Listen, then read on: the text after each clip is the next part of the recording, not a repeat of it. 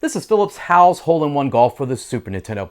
I specified it's mine because if I just said it was Hal's Hole-in-One Golf, as it says on the box here, you might have assumed I borrowed it or stole it. But had I stole it, you wouldn't think I'd say Hal's name because it'd be a dead giveaway and lead him right to me.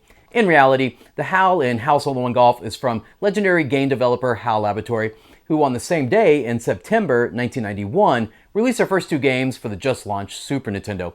It was this golf game and its polar opposite futuristic racer Hyperzone, which I cover in the next side quest.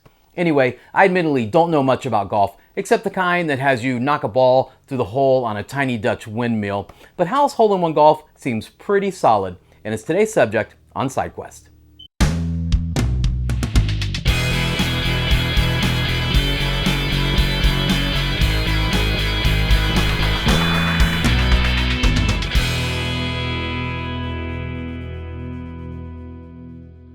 Developed by Hal Laboratories, the company that gave us Kirby and later Smash Brothers, and of course Earthbound, Hal's Hole-in-One Golf was one of the first games released for the Super Nintendo just a mere month after its launch in 1991.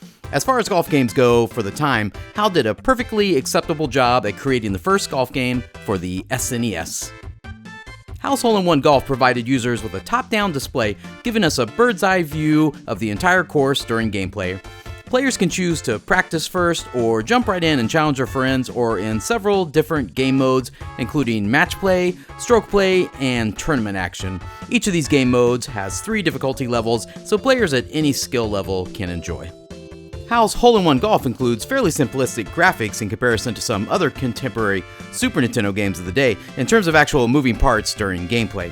However, it does provide a few nice visual touches to add to the user experience.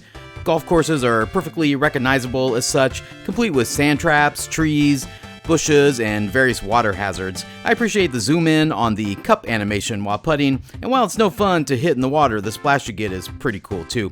Overall though, the graphics are like everything else in the game. They work fine, but won't leave you mesmerized. Since Hal's Hole-in-One Golf is strictly 2D, much of the gameplay is unique to what you might expect from a golf simulation. Shots are not lined up from behind your golfer, but rather with a simple cursor and arrow. You're given an indication of where your shot will go with full power, but it's still up to you to make it happen.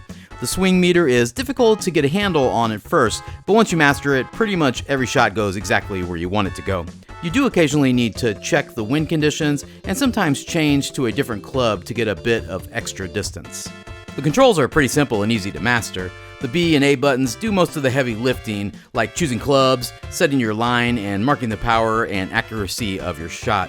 If you decide you don't like how you've set up your shot, then you can reset everything and start over with the X button. Select shows a course breakdown, and Start pulls up your scorecard. I did find some parts of the game frustrating, most notably when my ball would get stuck in a lake, tree, or sand trap. It was sometimes very difficult to get it out of, and I found myself experimenting with different clubs and angles to get out of the obstacle. All of this experimenting quickly killed my par. Hal's Hole-in-One Golf was fun to pick up and play and check out the first golf game for the SNES, but I probably wouldn't make much of a habit of it. It's a golf game, and I feel the developers executed what they were going for. And while it's a fun game to pick up and mess around with for a bit, it ultimately is just a standard golf game, which is probably fine for golf enthusiasts. For me, however, I would prefer a golf game with fun characters and oddball, or amusing game modes like the Mario Golf games, or even Hot Shots Golf. Unfortunately, the passage of time has left Hal's Hole-in-One Golf in a weird place. If you're interested in playing a golf simulation, there are much better golf games out there to play. If you don't care about golf and just want something competitive to play with your friends, well, there are better games for that too. In the end, Hal's Hole-in-One Golf is probably more fun to reminisce than it is to actually pick back up and play.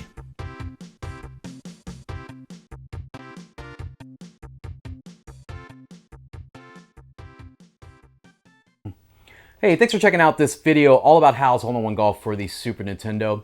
I never truly golfed, but I can imagine the most fun thing about golfing would be riding in the carts, and there's no carts in this game. I actually think you can do that in Sony's Everybody's Golf, maybe.